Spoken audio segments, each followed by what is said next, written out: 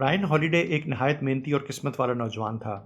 बहुत कम उम्र से प्रैक्टिकल ज़िंदगी शुरू कर दी और सिर्फ 19 साल की उम्र में एग्जीक्यूटिव पोजीशन पर पहुंच गया। 21 साल की उम्र में अमेरिकन अपैरल कंपनी का मार्केटिंग डायरेक्टर भी बन गया। 25 साल की उम्र में किताबें भी लिखना शुरू कर दी। छोटी उम्र से मिलने वाली कामयाबियों से और ज़िंदगी के तजर्बों से रायन ने एक सबक सीखा, और यह सबक उसने अपने बाजू पे टैटू की सूरत में लिखवाया हुआ है ताकि रोज़ाना इसे देखे और भूल न सके।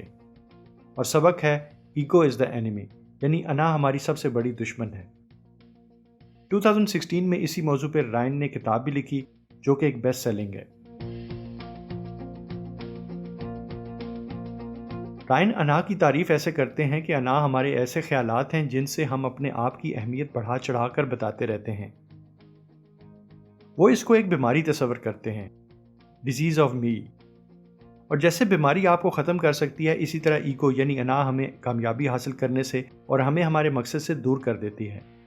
इसलिए ज़रूरी है कि हम अना को कंट्रोल करना सीखें, और यह किताब हमें यही सिखाती है। इस किताब के 3 बड़े हिस्से हैं, एस्पायरिंग, सक्सीडिंग और फेलिंग। किसी भी इंसान की ज़िंदगी में यही 3 बड़े मरहले या फेजेस हैं। इन तीनों मरहलों में अना हमारा पीछा करती है, हमें कमज़ोर करती है और हम अपने मकसद में कामयाब नहीं हो पाते। एस्पायरिंग वो स्टेज है जिसमें हम अपना मकसद बना रहे होते हैं, अपने मकसद को हासिल करने के लिए प्लान सोच रहे होते हैं। इस स्टेज में अक्सर लोग एक गलती कर बैठते हैं। रायन कहानी सुनाता है एक खातून एमिली की, जो कि ऑथर बनना चाहती थी, किताब लिखना चाहती थी। वो रोज़ाना किताब लिखने पर मेहनत करने की बजाय सिर्फ सोशल मीडिया पर पोस्ट कर देती थी कि मैं ये किताब लिखने जा रही हूँ, इसका मौजू ये होगा, ये किताब दिलचस्प होगी, वगैरह वगैरह। और नतीजा 1 साल के बाद वो कुछ भी ना लिख सकी। एमिली की तरह हम अक्सर लोग दूसरों से अपने बारे तारीफ सुनना चाहते हैं, अपनी अहमियत दूसरों से मनवाना चाहते हैं, लेकिन असल में एक्शंस नहीं लेते, काम नहीं करते, प्रैक्टिकल नहीं होते, वो काम जिनसे अपने मकसद में कामयाबी मिलती है।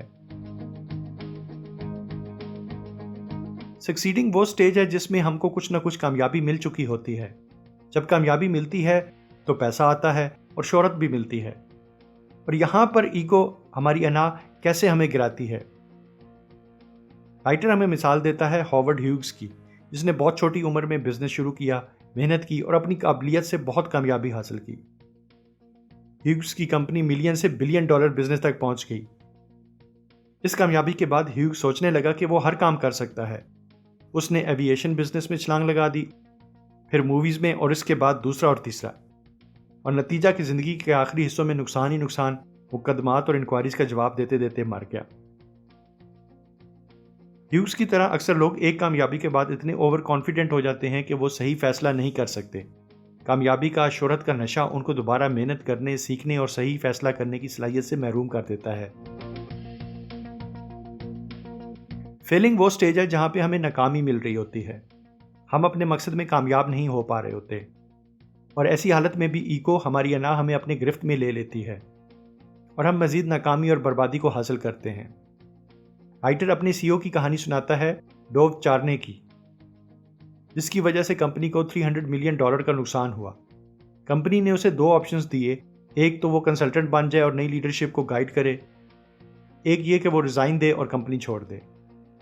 लेकिन डोव ने दोनों ऑप्शंस कबूल नहीं की, उसने लड़ाई का रास्ता चुना। उसने कंपनी पे केस कर दिया और नतीजा वो खुद कंगाल हो गया। अक्सर लोग जब नाकाम होते हैं तो बजाय अपनी गलती तलाश करने के, उसको ठीक करने के, वो सारा कसूर दूसरे लोगों का बना देते हैं, क्योंकि अपनी अना हमें अपना गिरेबान झांकने नहीं देती। अब यह तो हमें पता चल गया कि अना, ईगो किस तरह से हमें कामयाब नहीं होने देती, लेकिन इस दुश्मन का मुकाबला कैसे किया जाए।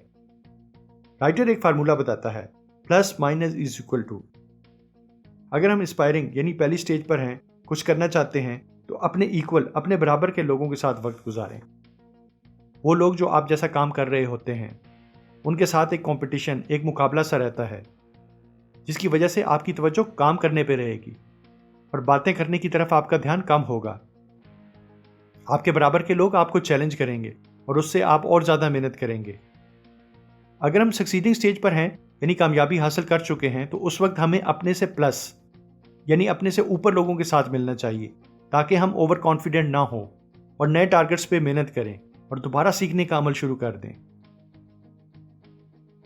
और आखिर में, अगर हम फेलिंग स्टेज पर हैं यानी नाकामी हो रही है, तो अपने से माइनस यानी अपने से नीचे लोगों के साथ मिलें।